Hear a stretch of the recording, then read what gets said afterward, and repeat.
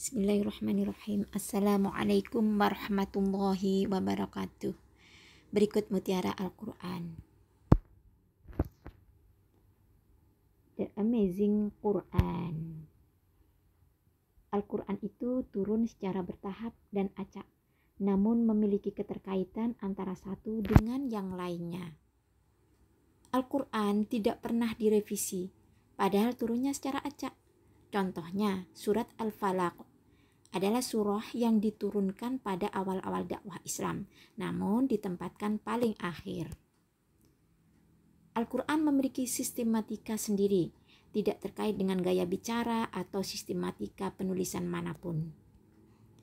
Meskipun demikian, tetap menjadi satu rangkaian yang utuh dan tetap mudah dipahami. Bahkan Allah menjamin akan mudah menghafalnya bagi orang-orang yang berniat menghafalkannya. Dan Al-Quran ini ditulis sesuai dengan perintah Allah Subhanahu wa Ta'ala. Surat Al-Fatihah. Al-Quran dimulai dengan doa. Bismillahirrahmanirrahim.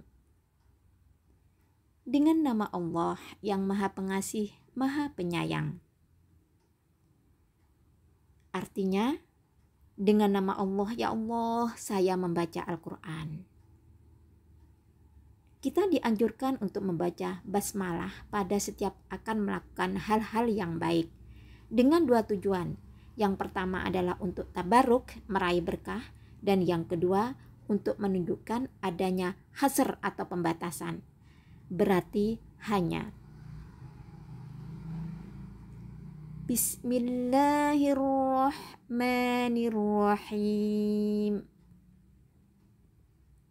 Ar-Rahman artinya adalah sayangnya Allah meliputi segala sesuatu tanpa pilih kasih.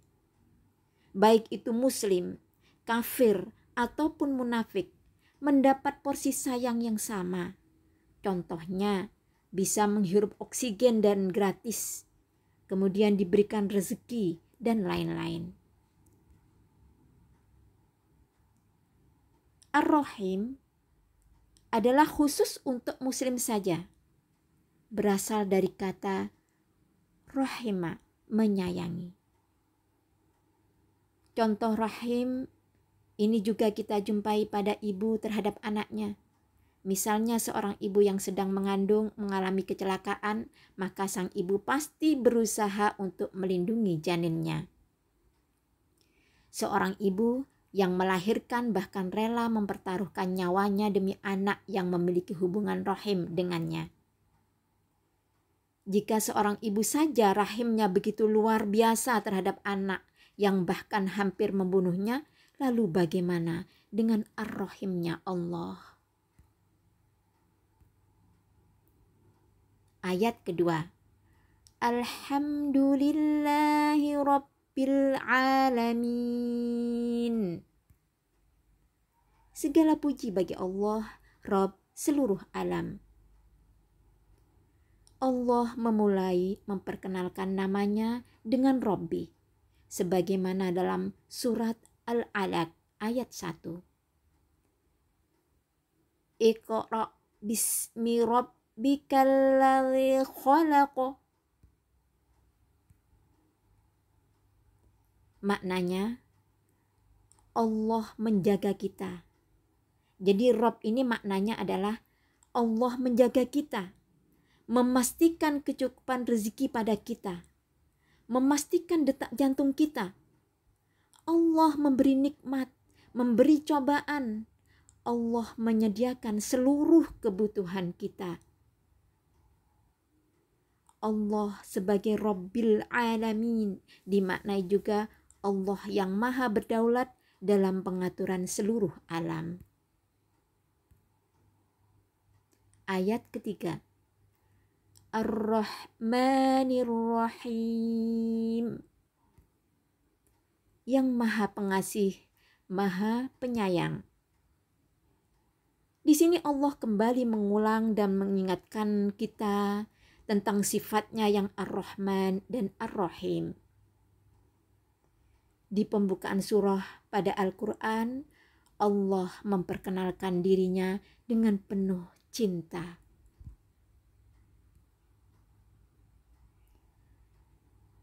Kemudian, karena ada potensi pembangkangan pada diri manusia, maka pada ayat berikutnya Allah ingatkan siapa dirinya.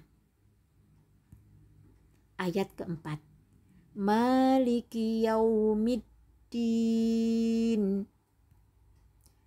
pemilik hari pembalasan.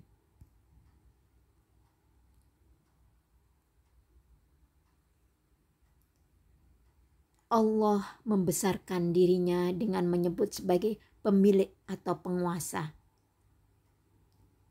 Hari pembalasan adalah penentu akhir hidup kita. Kita akan dibalas sesuai dengan cara kita beragama di dunia.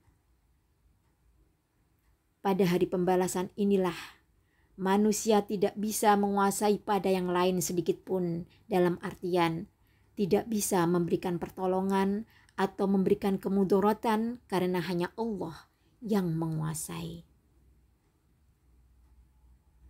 Ayat berikutnya.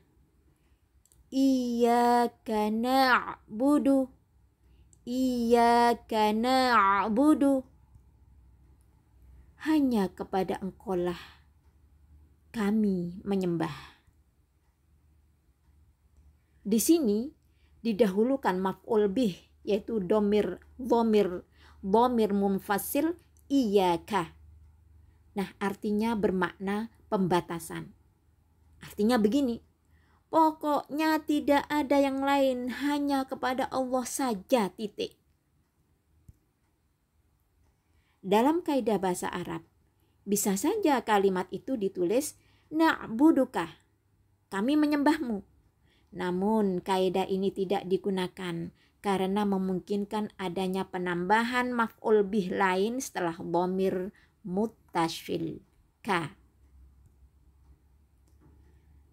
Kemudian di sini digunakan fi'il mudhari. Na'budu, bukan fi'il madhi. Maknanya adalah, ya Allah, hari ini, di masa mendatang dan akan selama-lamanya beribadah hanya kepada Allah saja. Tidak ada selainnya. Ingat, fi'il mudhari artinya kata kerja yang bisa digunakan untuk hari ini, kemudian masa yang akan datang.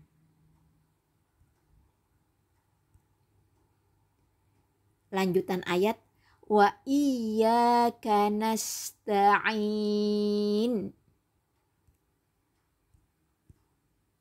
Dan hanya kepada Engkaulah kami mohon pertolongan. Di sini sama, didahulukan maf'ul bih, dhamir munfasil, iyyaka, dhamir munfasil, iyyaka bermakna pembatasan. Artinya, pokoknya tidak ada yang lain, hanya kepada Allah Subhanahu wa ta'ala saja kami memohon pertolongan. Kita memohon pertolongan kepada Allah dalam perkara ibadah maupun di luar perkara ibadah dalam kehidupan sehari-hari. Terkadang manusia fokus meminta pertolongan pada Allah dalam perkara dunianya, namun lupa meminta pertolongan agar dimampukan dalam beribadah dan diistiqomahkan dalam ketaatan. Ibadah seperti apa? Ingat, ada ibadah dengan makna khusus dan ada ibadah dengan makna umum, yakni menjalankan syariat Allah dengan iman dan amal soleh. Iyyaka na'budu wa iyyaka nasta'in. Artinya, ketika kita membaca ayat ini, maka komitmen seorang muslim yang telah beriman, telah meyakini dan merasakan Ar-Rahman dan Ar-Rahimnya Allah, telah menyadari Allah sebagai Rabb semesta alam dan penguasa hari pembalasan, maka hamba tadi harus menyerahkan dirinya secara totalitas dengan penuh kesadaran tanpa adanya paksaan untuk beribadah dan meminta pertolongan pada Allah Subhanahu wa Ta'ala semata. Ayat ke-6, Ihdinas siratal mustaqim. Tunjukilah kami jalan yang lurus. As-siratal mustaqim adalah dinul Islam. Al-mustaqim berasal dari akar kata qoma, artinya berdiri tegak.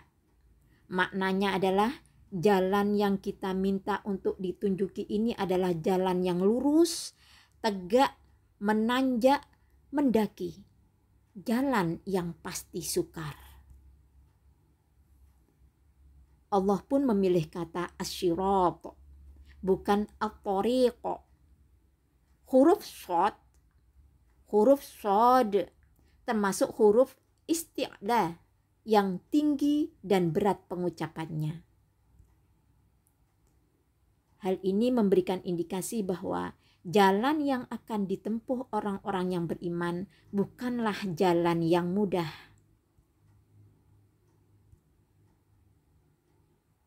Jalan yang bagaimana? Siratal ladzina an'amta 'alaihim,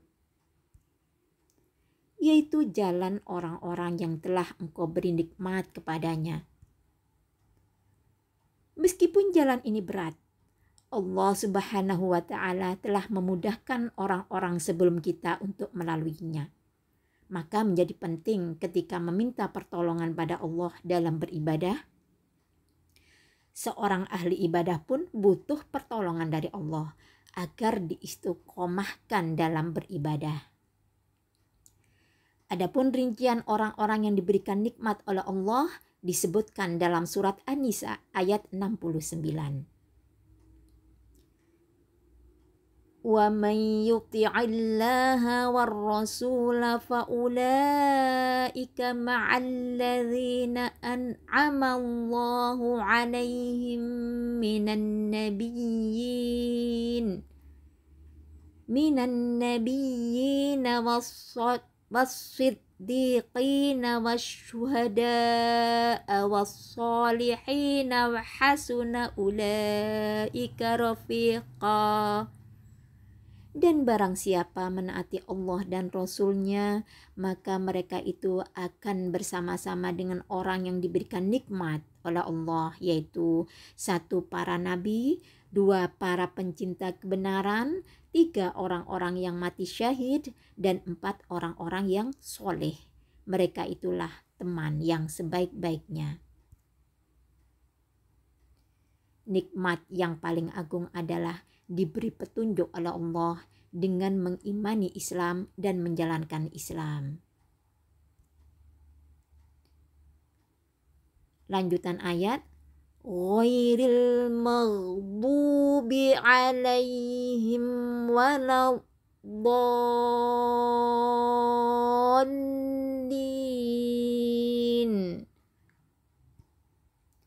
Bukan jalan mereka yang dimurkai dan bukan pula jalan mereka yang sesat. Al-maghdub adalah orang-orang Yahudi. Mereka tahu ilmu atau kebenaran, tapi memilih berpaling dari kebenaran tersebut, maka Allah murka pada mereka. Ilmu yang ada di sisi mereka tidak tercatat sebagai amal. Kemudian ad-dallin artinya adalah orang-orang Nasrani. Tidak ada ilmu di sisi mereka, tapi mereka beramal. Maka Allah katakan mereka adalah orang yang sesat. Maka tidak layak bagi seorang muslim mengikuti jalan orang Yahudi dan orang Nasrani. Wallahu a'lam Rabbana la tuzigh qulubana ba'da idh hadaitana wa hab lana min ladunka rahmah innaka antal wahhab.